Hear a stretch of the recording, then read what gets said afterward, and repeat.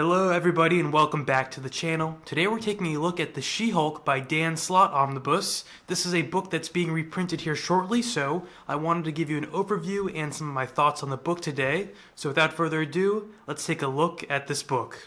Okay, and here is the cover of the book. As you can see, it just features She-Hulk as she's, I guess, breaking through a wall here in her, purple and white outfit. Here is the spine of the book. As you can see, they're really capitalizing on that purple color, and we get an image of She-Hulk running towards us with glee. Here is the back of the book, and I don't think it's an homage to it, but it reminds me of Amazing Spider-Man number 33, where Spider-Man's holding up the building, the one that they also homaged in Homecoming. We get a cool little Rosie the Riveter She-Hulk here too. Alright, so what does this book collect? Well, it quite simply collects the She-Hulk series from 2004, that is issue 1 through 12, and then it collects the She-Hulk series from 2005, which is issue 1 through 21, and then it also collects Marvel Westerns, Two Gun Kid. So it's a fairly straightforward read. So next question, what is this book? Well, I'm not going to make an assumption that you know exactly who She-Hulk is, because I always saw her as kind of an underrated Marvel character who doesn't pop up too often, although I usually really enjoy her, and her John Byrne run is one of my favorite comic book runs of all time. Hopefully she gets some more popularity with the new Marvel show that is coming out focused on her. Also, hopefully that's good.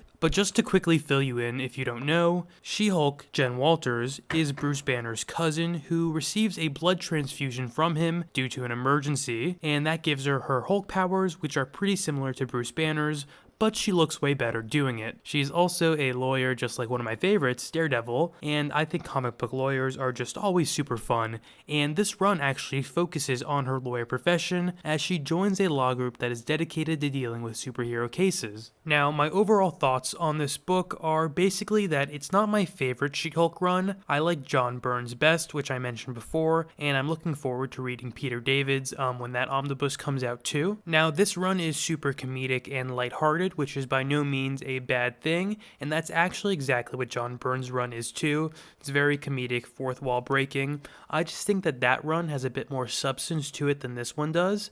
This just feels like a pretty light read, and you read it and then it's finished and you don't really think about it ever again. It's in no means bad, it's just that there's nothing really that stands out to make it great, if that makes sense. It's kind of just another run-of-the-mill Marvel book. No big moments, no big character development, just kind of fun, which I guess that may be what you're looking for, and that's what I'm looking for sometimes too, but I also think that there are better options for, just zany fun. There are some really nice things Slott does with this run though, to his credit, and one of those is creating a strong cast of background characters, and this is something I feel like modern comics don't give us too often anymore. It's kind of just a revolving door of crisis after crisis rather than actual nice, our characters feeling like they exist in an actual world with other characters who are not superheroes or supervillains. So that's a positive about this book that I really appreciate, and please don't let my pretty neutral feelings on this book be a deterrent for you trying it out.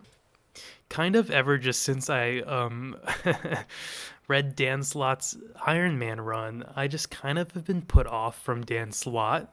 I don't think his writing style resonates with me personally, and then I tried reading his Fantastic Four, and that didn't quite work for me either. So look, you may be a big Dan Slott fan, and if you are, you will probably enjoy this a lot. And also, despite it not being my personal favorite She-Hulk run, I think this might be a pretty good spot for some people to start, especially people who are maybe interested in that MCU She-Hulk series that is coming out, because it seems like they're using this sort of as a foundation for what's going to be happening in that show. And I know some people don't like to read a character's origin in older stuff, and there's a pretty decent retelling of it in this omnibus. I think also one of the more interesting stories in this book is a Star Fox story where basically there is this trial against Star Fox and it's about some SA cases against him. And I guess that's a pretty timely topic and a pretty interesting story, so I kind of commend Slott for attempting that in this She-Hulk book. Might feel a little tonally weird to be, tackling something so serious in this comedic book, but I actually think he balances out the issue pretty decently. For you fans of Loki and the TVA, they also show up here. The TVA does, not Loki, of course.